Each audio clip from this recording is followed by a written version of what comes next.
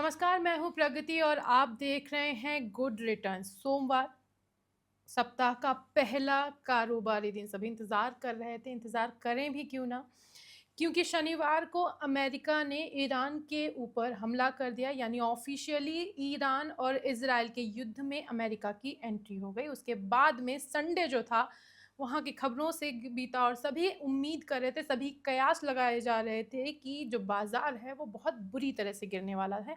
हुआ भी वैसा ही कुछ। जब आज सुबह बाज़ार खुला तो सेंसेक्स 900 पॉइंट की गिरावट के साथ और निफ्टी 50 जो था उसमें 250 अंकों की गिरावट देखी गई। इस गिरावट की वजह से बीएसई कंपनियों में जो का ओवरऑल मार्केट कैपिटलाइजेशन था वो भी 445 लाख करोड़ से रह गया, जो कि पहले 448 लाख करोड़ था फ्राइडे के सेशंस में क्लोजिंग के टाइम पर। यानी 15 मिनट के अंदर इन्वेस्टर्स को 3 लाख करोड़ का नुकसान उठाना पड़ा। लेकिन अभी इस वक्त की बात करूं तो सेंसेक्स जो है वहाँ पे 357 पॉइंट्स की गिरावट है, 82,050 पर ये ट्रेड कर रहा है और निफ्टी 50 जो है वहाँ पर 84 पॉइंट्स की गिरावट है और 25,027 पर ये ट्रेड कर रहा है। क्या है कारण मार्केट की रिकवरी का? इस टेंशन वाले माहौल में भी क्या कहीं है कमाई का मौका? इन किन सेक्टर्स में हम प्रेशर देखेंगे और कहाँ कौन से ऐसे सेक्टर्स हैं जिन्हें इस खबर से कोई भी फ़र्क नहीं पड़ता है? हमारे आज के एक्सपर्ट से हम इन सभी मुद्दों पर बात करेंगे और आज हमारे साथ बातचीत के लिए जुड़ रहे हैं प्रशांत ताप से, जो कि हैं senior vice president research Mehta equities limited के। प्रशांत जी, बहुत-बहुत स्वागत है। गुड रिटर्न्स पर पहली बार आप आए हैं। थैंक यू सो मच हमें टाइम देने के लिए और इतने इम्पोर्टेंट दिन पर जुड़ने के लिए।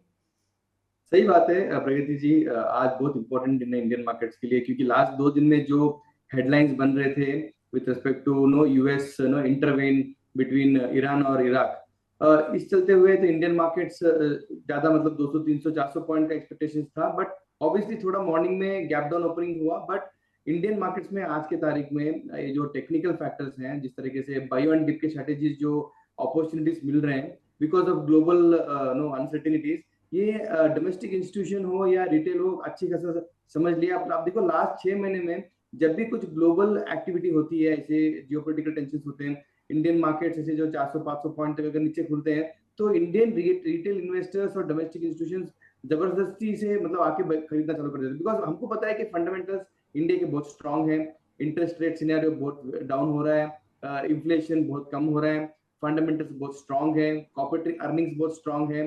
बट जिस तरीके से जो ग्लोबल जियोपॉलिटिकल टेंशन क्रिएट हो रहे हैं, वहां पे इंडिया का जो प्ले है वो ऑलमोस्ट न्यूट्रल है। हाँ, एक दो चीज कारण हो सकता है, जिस तरीके से क्रूड बढ़ रहा है तो शायद इंडिया को थोड़ा इफेक्ट हो सकता है। बट दिस इज वॉलेटाइल, मतलब जिस तरीके से 4 दिन पहले ऊपर था, शायद 4 दिन के बाद वो नीचे भी आ सकता है। And why market no recover today, when there is expectation saying that कि आज शाम को या कल तक सीज फायर की न्यूज आ सकती है ईरान की तरफ से। तो मुझे लगता है कि वहां पे मार्केट अज्यूम कर रहा है कि जो जियोपॉलिटिकल टेंशन है वो थोड़ा न्यूट्रलाइज हो जाए। एग्जैक्टली exactly, कि जितना डर लग रहा था वैसा कुछ हुआ नहीं, या और मार्केट ने थोड़ा सा कम डर का माहौल दिखाया, मतलब रिकवरी मोड में भी आ गए, तो this is a very good sign. वैसे ईरान ने कल ही ईरानी पार्लियामेंट ने बोल दिया था कि हम स्ट्रेट ऑफ हॉर्मुज़ जो है वो बंद कर सकते हैं, लेकिन अभी तक ऐसी कोई खबर नहीं आई है कि ये बंद हो जाएगा। अच्छा, ये टेंशन वाला माहौल है, सभी जान रहे हैं, लेकिन आपको क्या लग रहा है कि कोई ऐसा सेक्टर है जहां पर अभी भी दांव लगाया जा सकता है, कमाई का मौका है? मुझे लगता है डिफेंस एज ए सेक्टर और पीएसयू एज ए सेक्टर, इस दोनों सेक्टर में अभी भी नो ऐसे डिप्स पे अपॉर्चुनिटीज ढूंढना चाहिए। वाई डिफेंस, देखो ग्लोबली जब डिफेंस का जो इश्यूज चल रहे हैं, अभी वॉर चल रहा है, और आजकल जो लास्ट 2 महीने में जो इंडिया में भी एक इंडिया पाकिस्तान का वॉर हुआ था, तो इंडियन जो प्रोडक्ट्स हैं उसको real market, real war zone में टेस्ट हुए चुके हैं। मुझे लगता है कि देखो जिस तरीके से आगे 10 साल में इंडियन मार्केट्स के जो इंडियन प्रोडक्ट्स हैं डिफेंस के, उसकी डिमांड बहुत हाई होने वाली है।